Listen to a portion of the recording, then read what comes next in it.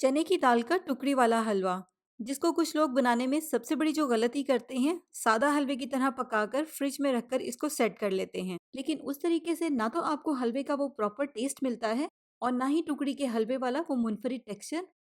इस हलवे का टेस्ट और इसको बनाने का तरीका आम हलवे से बिल्कुल डिफरेंट होता है। तो इसलिए आज मैं आपके साथ इसकी एक परफेक्ट लेकिन बहुत ही आसान रेसिपी शेयर कर रही हूँ, ताकि फर्स्ट टाइम में ही आपका हलवा बिल्कुल भी खराब ना हो और आप एक परफेक्ट टेस्ट और परफेक्ट टेक्सचर वाला चने की दाल का टुकड़ी वाला हलवा तैयार कर लें। अस्सलाम वालेकुम, मैं हूँ Sadia Uzair. Welcome back to Sadia Uzair's kitchen. Video को लाइक, शेयर और चैनल को सब्सक्राइब भी ज़रूर कीजिएगा, क्योंकि आपको मिलेंगी मेरे चैनल पर इस तरह की बहुत सारी मज़े-मज़े की नई-नई क्रिएटिव और ऑथेंटिक रेसिपीज़। बिस्मिल्लाहिर्रहमानिर्रहीम। तो यहाँ पर हम सबसे पहले 2 कप इस तरह से ऊपर से बिल्कुल लेवल करके चने की दाल लेंगे। मेजरमेंट्स का आपने इस रेसिपी में ख़ास ख़्याल रखना है। जिस तरह से आपने कप में दाल को मेजर करना है, सेम उसी तरीके से आपने कप में बाकी सारी चीज़ों की भी मेजरमेंट करनी है। जैसे कि अगर हमने दाल को कप में ऊपर से बिल्कुल लेवल करके लिया है, तो अगर हम चीनी लेंगे तो वो भी ऊपर से बिल्कुल लेवल करके लेंगे। और अगर आपके पास मेजरमेंट्स वाले कप नहीं है तो कोई प्रॉब्लम नहीं है। आमतौर पर चाय के लिए जिस कप का इस्तेमाल किया जाता है, आप वो कप ले लें। फिर सारी चीज़ों की मेजरमेंट्स आप उसी कप से करें। अब यहाँ पर मैंने 2 कप दाल को बहुत अच्छी तरह से खुले पानी से धोकर साफ पानी में भिगो दिया है। 1.5 से 2 घंटे के लिए इसको इसी तरह से पड़ा रहने देंगे, ताकि दाल अच्छी तरह से भीग जाए। इसके बाद नेक्स्ट इसी मेजरिंग कप से नापकर हम लेंगे 1.5 कप चीनी। चीनी आप देखें दानेदार है, लेकिन इस रेसिपी के लिए हमें पिसी हुई चीनी की ज़रूरत है। इसलिए चीनी जितनी भी बारीक हो, आपने उसको पीस कर शामिल करना है, वरना फिर वो हलवे में अच्छी तरह से मिक्स नहीं होगी। तो देखिए, ग्राइंडर में पीसकर इसका मैंने इस तरह से पाउडर बना लिया है। तो इसको फ़िलहाल साइड पे रखेंगे। अब नेक्स्ट हलवा बनाने के बाद, क्योंकि हमें उसको फ़ौरन से सेट करने के लिए ट्रे में निकालना होता है, इसलिए हम हलवा बनाने से पहले जिस ट्रे में हमें इस हलवे को सेट करना है, इसको हम अच्छी तरह से घी से ग्रीस कर लेंगे। इसके अलावा ट्रे में बटर पेपर लगाना ज़रूरी नहीं है। यहाँ पर मैंने बटर पेपर इसलिए लगाया है क्योंकि ये नॉन स्टिक ट्रे है। जब हम हलवे को कट करें तो नाइफ़ के निशान इस ट्रे पर ना पड़े। तो ट्रे को अच्छी तरह से घी से ग्रीस करके एक साइड पे रख देंगे। इसके बाद नेक्स्ट चने की दाल भी अच्छी तरह से भीग गई है। इसको रखे हुए 2 घंटे हो गए हैं। बस अब जितना भी इसमें पानी है इसको हम फेंक देंगे और दोबारा से अगर ज़रूरत है तो इसको एक बार अच्छी तरह से वॉश कर लेंगे। तो दाल को यहाँ पर मैंने बहुत अच्छी तरह से धो लिया है। अब स्टार्ट करेंगे इसकी कुकिंग और इसको निकाल लेंगे एक कुकिंग पैन में या कढ़ाई में। साथ ही इसमें शामिल कर देंगे 3 से 4 कप पानी। एक बार इसको अच्छी तरह से मिक्स कर लेंगे और हाई फ्लेम पर इसमें बॉयल आने देंगे। अब जैसे कि यहाँ पर आप देख रहे हैं, दाल अच्छी तरह से पकने लग गई है।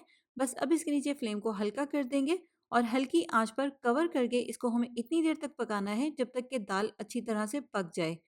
दाल को पकाते हुए यहाँ पर आपने बहुत ध्यान रखना है, इसको हमें बिल्कुल भी ओवर कुक नहीं करना। बस इसको हमें एहतियात के साथ इतनी देर के लिए पकाना है जब तक कि दाल जो है वो बहुत अच्छी तरह से पक जाए, लेकिन ओवर कुक नहीं करना। दाल का दाना टूटना नहीं चाहिए, वरना फिर उसमें पानी भर जाएगा और बाद में फिर भुनाई करने में मुश्किल होगी। यहाँ पर आप देखें, दाल का दाना साबित है लेकिन अच्छी तरह से पका हुआ है।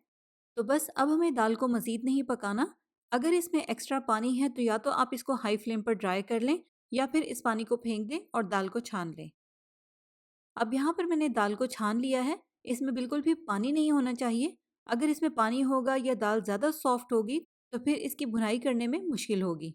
अब पहले इस दाल को अच्छी तरह से ठंडा होने देंगे। ठंडा होने के बाद इसको चॉपर में डालकर चॉप कर लेंगे और चॉप करने के बाद दाल जो है कुछ इस तरह से हो जाएगी। इसको हमें बिल्कुल बारीक पीसना है, इसमें दाल का दाना ना हो। तो दाल यहाँ पर तैयार है। इसके बाद हलवा बनाने के लिए बाकी जितने भी इंग्रेडिएंट्स की हमें ज़रूरत है, उनको भी हम मेजर करके पहले से ही निकाल कर साइड पे रख लेंगे, ताकि हलवा बनाते हुए फ़ौरन फ़ौरन हम इनका इस्तेमाल कर सकें। और ये इंग्रेडिएंट्स कुछ इस तरह से हैं। यहाँ पर मैंने इसी मेजरिंग कप से नापकर 1 कप डेसिकेटेड कोकोनट यानी कि पिसा हुआ कोकोनट लिया है। कोकोनट हलवे को सॉफ्ट रखेगा, सख्त नहीं होने देगा। इसके बाद नेक्स्ट इस बाउल में है यहाँ पर चीनी, जो हमने स्टार्ट में पीसी थी। इसके बाद इसी मेजरिंग कप से नापकर यहाँ पर आधा कप दूध है और 3/4 कप यानी कि पौना कप घी। दोनों कप का साइज़ सेम है। जैसे कि मैंने आपको बताया है, सेम कप से हमें सारी चीज़ों की मेजरमेंट करनी है। और ये है पिसी हुई दाल जो हमने अभी बॉईल करके पीसी है, थोड़े से नट्स और 8 से 10 सब्ज़ इलायचियों के बीज। तो ये सारी चीज़ें चाहिए होंगी हमें हलवा बनाने के लिए। अब सबसे पहले जो हमने आधा कप दूध लिया है, उसमें हम मिक्स करेंगे थोड़ा सा ऑरेंज फूड कलर। अगर आप नहीं मिक्स करना चाहते तो आप स्किप भी कर सकते हैं। इसके अलावा अगर आपके पास ज़ाफ़रान है तो आप वो भी इसमें शामिल कर सकते हैं। तो जैसे भी आपकी मर्ज़ी हो। तो फूड कलर मिक्स करके दूध को एक साइड पे रख देंगे। अब स्टार्ट करेंगे हलवे की फाइनल कुकिंग। वापस से उसी पैन को मैंने चूल्हे पर रख दिया है जिसमें हमने दाल को पकाया है। सबसे पहले इसमें शामिल करेंगे 3/4 कप यानी कि पौना कप घी, और साथ ही घी में शामिल कर देंगे पिसी हुई चने की दाल और 8 से 10 सब्ज़ इलायचियों के बीज। तो अब हमें इसकी भुनाई करनी है और यहाँ पर स्टार्ट होती है हलवे की असल मेहनत। अब आपने पेशेंस के साथ काम लेना है क्योंकि दाल की भुनाई में अच्छा खासा टाइम लगता है और लगातार मुसलसल इसको हिलाने की मेहनत भी होती है। अब फ्लेम आपने इसके नीचे इतना रखना है कि दाल को जलने नहीं देना, लगातार हिलाते हुए इसको भूनना है, बहुत ज़्यादा तेज़ आंच ना हो। स्टार्ट में इसकी कंडीशन कुछ इस तरह की होती है, दाल हिलाने में थोड़ी सी हैवी लगती है, लेकिन जैसे जैसे इसकी हम भुनाई करते जाते हैं इसमें से पानी खुश्क होता जाता है, दाल भी हल्की हो जाती है, इसको हिलाना आसान हो जाता है। इसके अलावा अब स्टार्ट में दाल जो है वो दिखने में कुछ इस तरह से डो की तरह की होती है, लेकिन जैसे जैसे इसको हम हल्की आंच पर भूनते जाएंगे वैसे वैसे ये इस तरह से ड्राई और अलग अलग होती जाएगी। तो बस अब इस पॉइंट पर हमें बहुत एहतियात करनी है। फ्लेम आप इसके नीचे हल्का रखें या कंट्रोल में रखें क्योंकि अब दाल में से पानी बिल्कुल ड्राई हो गया है। अगर एहतियात नहीं करेंगे तो इस पॉइंट पर दाल जल सकती है। बस अब हमें हल्की आंच पर लगातार हिलाते हुए इसको इतनी देर तक भूनना है जब तक कि दाल के ऊपर अच्छा सा गोल्डन ब्राउन सा कलर आ जाए। साथ साथ इसको जलने से भी बचाना है।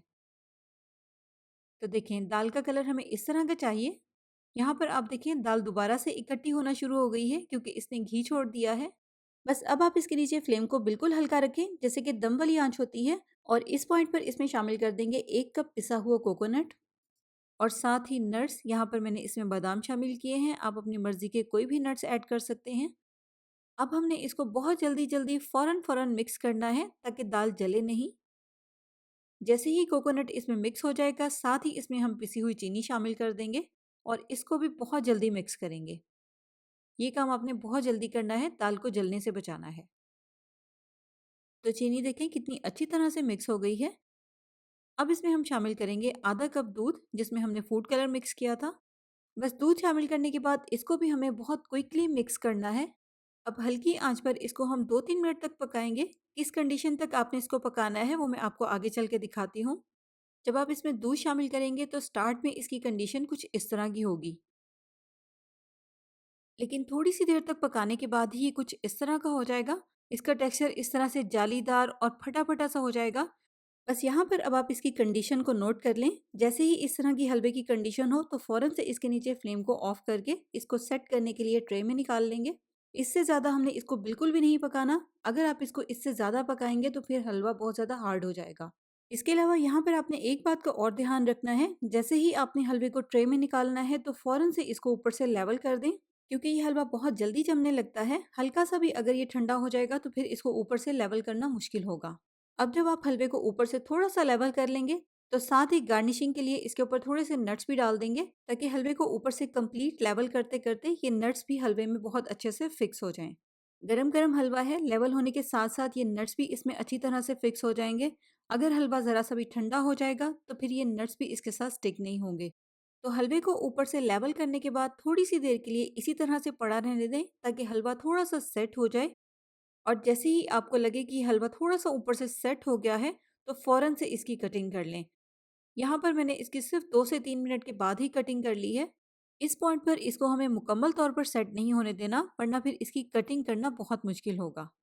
तो अब कटिंग आप इसकी जिस तरह भी करना चाहें, यहाँ पर मैंने इसको डायमंड शेप में काटा है। आप चाहें तो आप इसके स्क्वायर पीसेस भी काट सकते हैं, और इसी के साथ-साथ इसका साइज़ बड़ा या छोटा जिस तरह भी आप अपनी मर्ज़ी के मुताबिक रखना चाहें।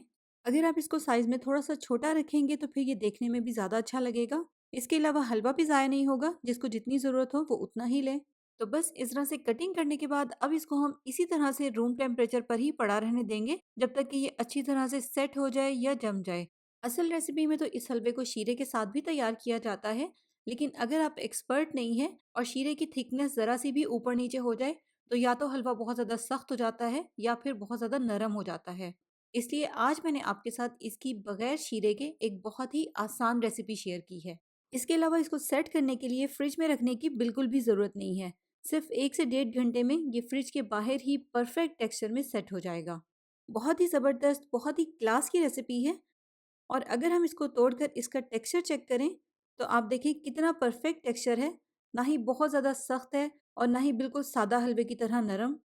तो इसी तरह की और भी मज़ीद रेसिपीज़ देखने के लिए आप मेरे यूट्यूब चैनल का विज़िट करें। आपको मेरे चैनल पर बहुत सारी मज़े-मज़े की रेसिपीज़ देखने को मिलेंगी। और नई रेसिपीज़ के लिए चैनल को सब्सक्राइब करके नोटिफ़िकेशंस भी ज़रूर ऑन कर लें, ताकि नई आने वाली कोई भी रेसिपी वीडियो आपसे मिस ना हो। तो जाते-जाते लाइक, शेयर, सब्सक्राइब और कमेंट ज़रूर कीजिएगा। अपना बहुत सा ख़्याल रखिएगा, दुआओं में याद रखिएगा। Thank you for watching. अल्लाह हाफ़िज़।